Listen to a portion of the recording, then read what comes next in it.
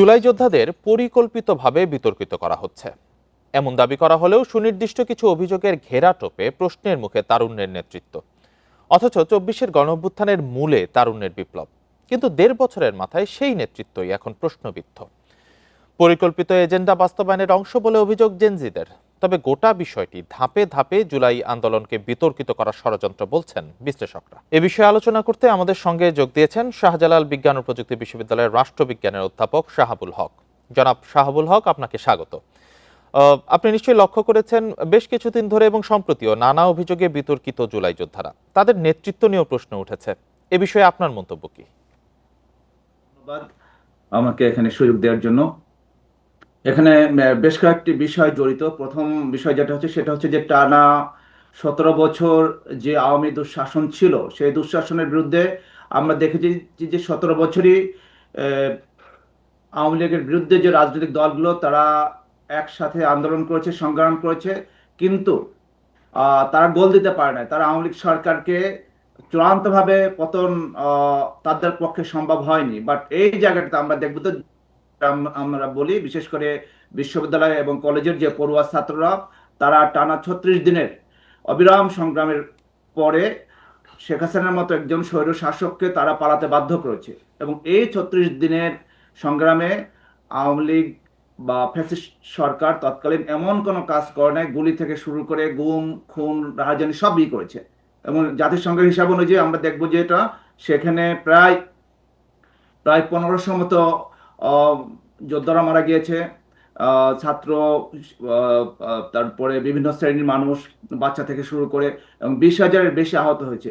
এত বিশাল একটা অবদান তারা যে রেখেছে, এই অবদান রাখার ফলে তারা আসলে জাতির নিকট থেকে শুভকামনায় বা স্বাগত পাওয়া উচিত। বাট এখন আমরা যেটা দেখতে পাচ্ছি, এই যে তারা যে এত বড় একটা কর্মযোগ্য করলো বা এত বড় একটা আন্দোলন সংগ্রাম করলো, পরবর্তীতে এসে যেটা হচ্ছে সেটা হচ্ছে যে সমাজের একটি অংশ, বিশেষ করে সেটা রাজনীতিবিদদের একটি পার্ট, প্রশাসনের একটি পার্ট, পুলিশ বলেন, মিডিয়া বলেন, হ্যাঁ, একটা, তারা যেটা করেছে সেটা হচ্ছে যে এই জুলাই যোদ্ধাদের যে অবস্থান সেটা তারা মেনে নিতে পারেনি। যার ফলশ্রুতিতে তারা সকলেই পর্যায়ক্রমে বা ধারাবাহিকভাবে এই জুলাই যোদ্ধাদেরকে বিভিন্নভাবে বিতর্কিত করার একটি প্রয়াস তারা পেয়েছে।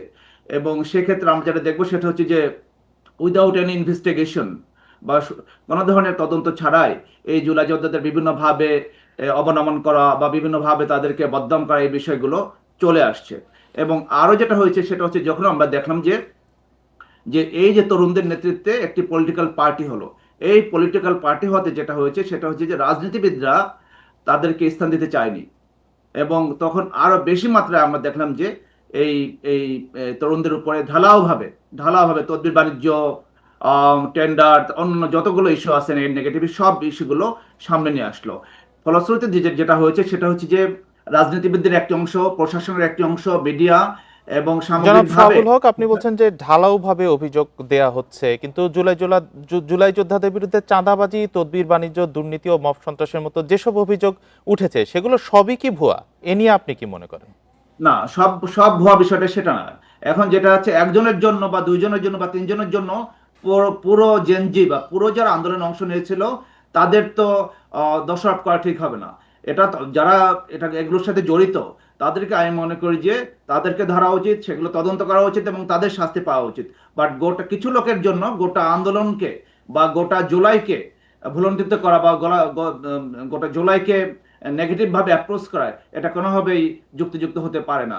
বরং যারা এই ঘটনার সাথে জড়িত বা যারা এই কাজগুলো করেছে, চাঁদাবাজি বলেন বা অন্যান্য যে বিষয়গুলো আছে, সে বিষয়গুলোর তদন্ত সাপেক্ষে ব্যবস্থা নেওয়া উচিত। বাট আমরা যেটা দেখেছি যে তদন্তের আগেই বা কোনো ধরনের প্রপার ইনভেস্টিগেশন ছাড়াই ঢালাওভাবে বলা হচ্ছে, আমি সেই কথাটা বলেছি আর কি।